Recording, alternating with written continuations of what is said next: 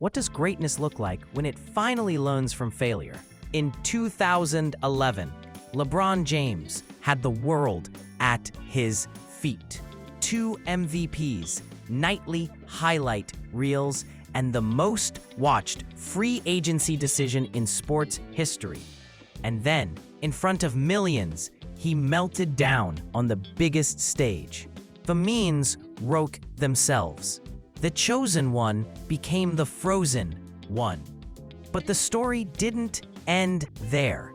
It began there, because the Miami Heat version of LeBron, hardened by humiliation, rebuilt by science, refined by film, and unleashed by a radical new system, became the most efficient, most versatile, and most unguardable basketball player on Earth.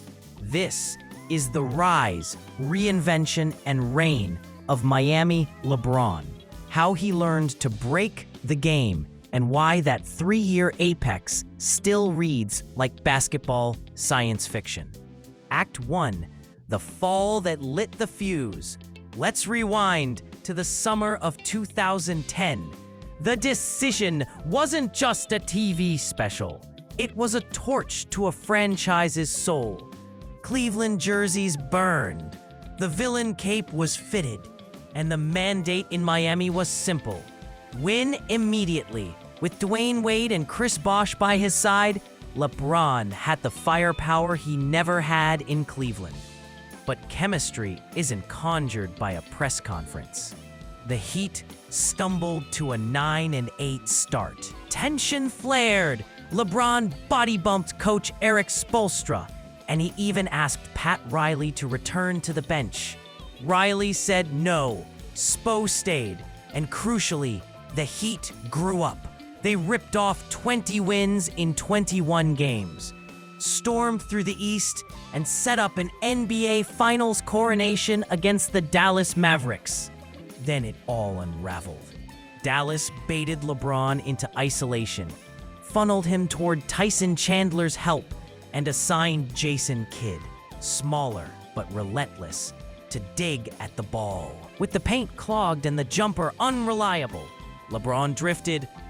8 points in Game 4. Passive fourth quarters.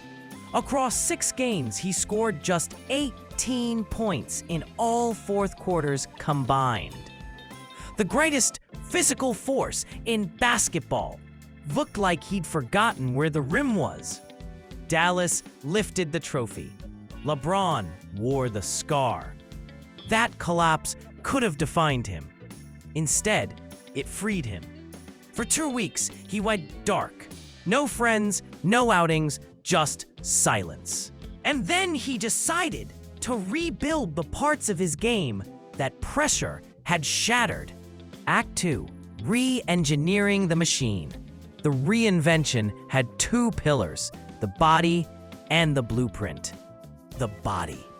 Early in his career, LeBron's weight ballooned to around 250 pounds, and the toll showed: knee and back aches at 21. Enter Mike Mancias, the biomechanical whisperer who rewired everything. Mobility first, then strength. Yoga and stretching before and after sessions. Plyometrics to keep the springs powerful without crushing joints. The pain dissipated, the posture improved, and the runway returned. By his first MVP, it felt like every fast break launched him off an invisible trampoline. The blueprint. The 2011 Finals exposed a gap. LeBron didn't have a reliable back-to-the-basket game. So he went to school with Hakeem Olajuwon. Footwork, counters, patience, touch, balance, the geometry of the paint. When the lockout ended, it looked like LeBron had downloaded a new operating system. He could now bully wings, out-quick bigs, turn over either shoulder, and, maybe most important, drive left and finish left with confidence. Defenders had to choose between wrong and wrong. Meanwhile, Eric Spoelstra spent his own offseason rethinking the Heat. He studied Chip Kelly's spread offense, then translated the concept to hardwood. Pace, space, positionless. No traditional point guard. No cemented center. Multiple ball handlers. 5 shooters when possible. Relentless switching on defense, and a relentless hunt for the highest value shots. Add Shane Battier's brain and feet to the rotation, and the Heat suddenly had a switch-everything shell that could compress the court in one instant and stretch it in the next. LeBron's body was primed. His skill set was complete. The system was built around him. The stage was set for a terrifying second act. Act 3, 2012, the redemption arc. The 2012 playoffs became LeBron's crucible. Chris Bosh got hurt early against Indiana, forcing Miami into a purer version of pace and space, with LeBron toggling between point guard and power forward roles. The offense breathed. He and Wade combined to bury the Pacers. Then came Boston, 4 future Hall of Famers, up 3-2, and Game 6 in a roaring TD Garden. This was the night LeBron stopped asking and started taking. He opened with a face like stone and a rhythm like clockwork. 30 points in the first half, 12 for 14 shooting, impossible jumpers, obliterating drives. He finished with 45 points, 15 rebounds, and 5 assists on 73% shooting. It wasn't just dominance, it was inevitability. Every Celtic surge met the same answer: no. In Game 7, he sealed the series with a 30-point triple-double and walked into the finals with a new gravitational pull. The Thunder took Game 1, but the series flipped as soon as Miami leaned fully into small ball with Bosh at the 5. Driving lanes opened, passing windows widened, and LeBron orchestrated like a quarterback with X-ray vision. He captured his first championship and finals MVP, and the clutch gene narrative evaporated like steam. The villain became the victor, and more importantly, the adult in the room. Act 4, 2013, perfection as a play style. If 2012 was the redemption, 2013 was the coronation. Miami doubled down on space. Ray Allen, Rashard Lewis, and tripled down on movement. The clunky, hesitant possessions of 2011 morphed into a symphony. Touch passes into screens, into slips, into lobs, all at full speed, all with the silent understanding of where each star wanted the ball. LeBron hit an all-time gear, 27-8-7, 56% from the field, over 40% from 3. He finished second in Defensive Player of the Year voting, while being the best switchable 1-5 defender alive. The Heat rattled off 27 straight wins, the second longest streak ever. This wasn't just talent, it was architecture. The Eastern Gauntlet still had teeth. Indiana turned the ECF into a chess match. In Game 1, down 1 with 2.2 seconds left, LeBron took the inbound, knifed through a closing gap, and kissed in the game winner. One fluid cut, one step, one finish. The Heat advanced, and the finals delivered a classic: Miami versus San Antonio. The old world's precision versus the new world's speed. Game 6, Spurs up 3-2, double-digit cushion late in the fourth. Then LeBron detonated. Drives, pull-ups, chaos. He drilled a 3 to slice the lead to 2, missed one the next trip, and then history. Bosh's offensive rebound, kick to Ray Allen, backpedal to the corner, and a 3 that felt like time reversing itself. In Game 7, LeBron authored the dagger, pull-up over Kawhi Leonard, ring number 2, and a finals MVP to cap the cleanest 2-year stretch of basketball any wing has ever played. At his 2013 summit, LeBron was basketball's Rosetta Stone. Bird's touch, Magic's passing, Pippen's defense, Malone's mass, Jordan's athletic fury. But even that collage undersells it, because nobody else did everything at that efficiency while guarding everyone for 48 minutes. Act 5, 2014. The king against time. Bodies age, habits drift, rosters thin. In 2014, Wade's explosion became a flicker. Bosch's numbers sagged.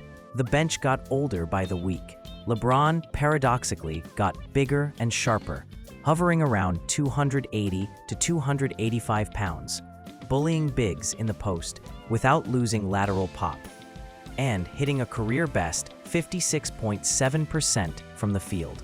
Durant's scoring avalanche netted the MVP, but in the crucible of the playoffs, the Heat still moved through the East, like a blade through rice paper. The finals rematch was a different animal. The Spurs weren't just good, they were modern, 5-out, before 5-out became religion, whipping one-touch passes around Miami's traps until the Heat defense spun itself into dizziness.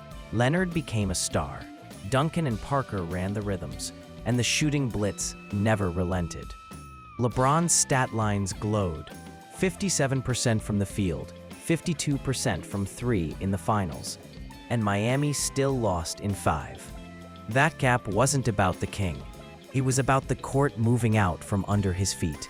When he returned to Cleveland, it wasn't an indictment of Miami. It was gravity. The Heat's window narrowed. Cleveland's reopened. With shooters and youth, 4 straight finals followed, and a 3-1 resurrection delivered a championship to the city that once set his name on fire. But even as LeBron's mind built toward an offensive prime in Cleveland, there's a reason players and coaches whisper about Miami as the purest version of his power. Act 6. Anatomy of an Apex. Why was Miami LeBron so unguardable? 3 interlocking reasons. Number 1. Physical profile. Rebuilt and optimized. He combined sprint speed with contact strength in a way we've basically never seen from a 6'9", over 280-pound human.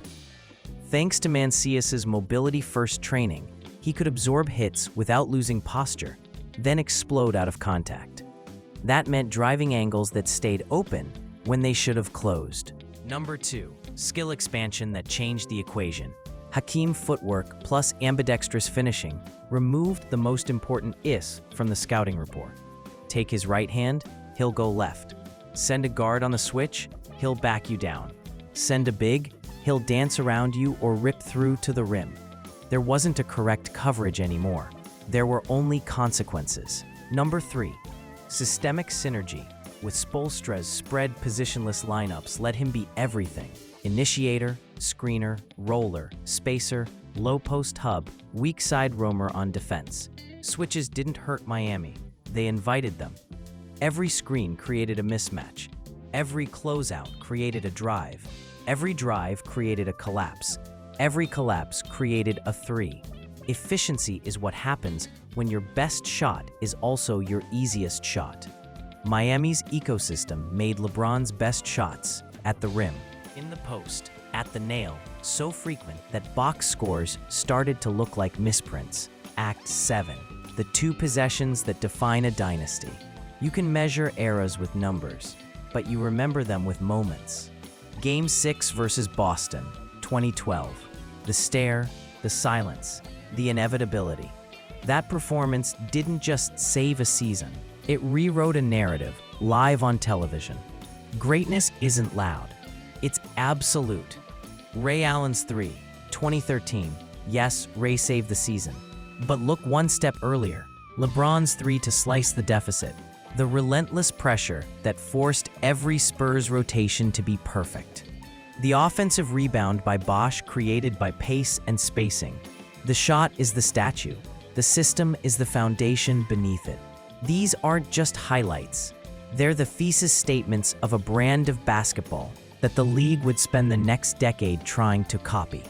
Act 8. The defensive genius. We talk about the dunks and the daggers, but the unsolvable riddle was LeBron on defense. In Chicago in 2011, Spoelstra put him on Derrick Rose in fourth quarters. That's a 6'3" sonic boom of a point guard, checked by a 6'9" freight train with ballerina feet. Possessions died on the vine. In later years, he toggled to bigs, flummoxing post scorers by taking away the first move and pre-rotating to the pass. He turned the weak side into a trap. He swallowed pick and rolls by switching, hedging, or flat showing, depending on the clock. If offense is what you do, defense is what you know. Miami LeBron knew everything on the floor at once. Act 9. If the revolution had arrived sooner. One tantalizing what if, the three-point revolution exploded immediately after Miami's run. Imagine Heat-era LeBron, spaced by modern volume, 4 true shooters, 5 out alignments every possession, and no long twos. His per-possession dominance was already absurd. With 2020 spacing, he might have posted video game numbers while preserving even more energy for defense. He was a system unto himself, then given a system that amplified him. Give him today's system, it's not unfair to wonder if we'd need to redraw the record book. Act 10. The legacy of Miami LeBron. People love to debate which LeBron was best. The Cleveland kid who broke the drought, the Laker who authored bubble greatness, or the Heat version who monopolized the middle of the court and every brain cell within it. The cleanest answer is this. Cleveland 1.0 proved his ceiling existed. Miami showed us what that ceiling looks like when it closes over the league. Cleveland 2.0 revealed how far his mind could push a game he already mastered physically. Los Angeles extended the timeline and the accolades. But when you ask players, the ones who felt the forearm in the post, who watched the film, who had their favorite pet set devoured by a switch, many point to Miami. Not because of the rings, because of the completeness. The King didn't just score. He edited options out of a defense until it was making choices that hurt. He didn't just guard. He made offenses run to the places he wanted them to go. He didn't just adapt to a new era. He helped invent it. Miami LeBron was a thesis on how improvement works. Acknowledge the wound, study the film, fortify the body, add the skill, and then build the environment that multiplies it. When you watch that stretch now, the footwork after 2011, the stone-faced masterpiece in Boston, the space and speed symphony of 2013, you're not just watching highlights. You're watching an idea reach its final form. So, how good was Miami Heat LeBron really? Good enough to turn ridicule into a ring, humiliation into history, and a talented team into a basketball laboratory where the game evolved in real time. He was a 6'9", 280-pound paradox, heavier yet faster, stronger yet smoother, a playmaker who scored at will, a scorer who erased your actions, an athlete who learned the angles until the angles were his. If you believe greatness is born, Miami LeBron will challenge that. If you believe it's built, he'll be your favorite case study. Either way, you'll find yourself rewatching those nights. The stare in Boston, the orchestration against OKC, the calm in Game 7 versus the Spurs, and you'll see the same thing every time. A player who found the edge of the sport and then lived there. If you enjoyed this breakdown, drop a like. Tell me your favorite Miami LeBron moment in the comments, and subscribe for more deep dives into the peaks that define legends. Because sometimes the best way to measure a career is to spend a little time at its highest point. And for LeBron James, that point was Miami.